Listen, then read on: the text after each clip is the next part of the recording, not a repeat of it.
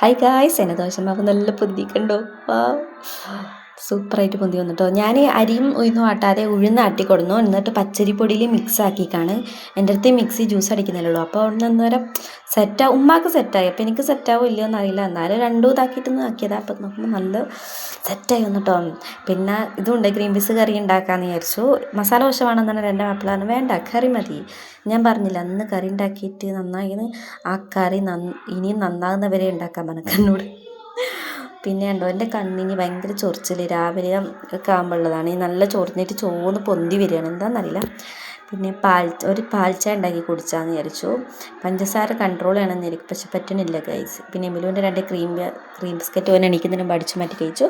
1/2 glass ചായ കേട്ടോ കുടിച്ചിട്ടുള്ളൂ. കുറേ ചായ കുടിക്കണ്ടെന്ന് വിചാരിച്ചിട്ട് കുറച്ച് കൊണ്ടുവരാമല്ലോ.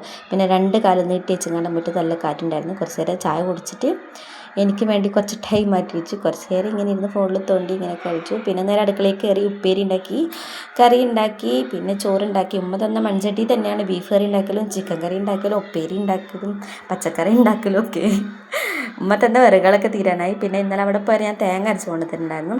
അപ്പം 3 ദിവസത്തിന് തേങ്ങ ആവുമല്ലോ. പിന്നെ മിക്സിയൊക്കെ വാങ്ങിയിട്ട് സെറ്റാക്കണം. പിന്നെ എമിലൂസിൻ്റെ കുളിയൊക്കെ കഴിഞ്ഞ് ഓനോടാ ടി വിയും കണ്ടിരുന്നു. പിന്നെ ഞാൻ കുളിക്കണോ വേണ്ടി, കുളിക്കാൻ 5 മിനിറ്റ് മതി. പക്ഷേ കുളിക്കണോ വേണ്ടിയോ എന്ന് ആലോചിക്കാൻ എനിക്ക് 2 മണിക്കൂർ വേണം. അപ്പോൾ ഇനി ഞാൻ പോയി കുളിക്കട്ടെ. അപ്പോൾ ഇപ്പോഴത്തെ വീഡിയോ ഇത്രയേ ഉള്ളൂ.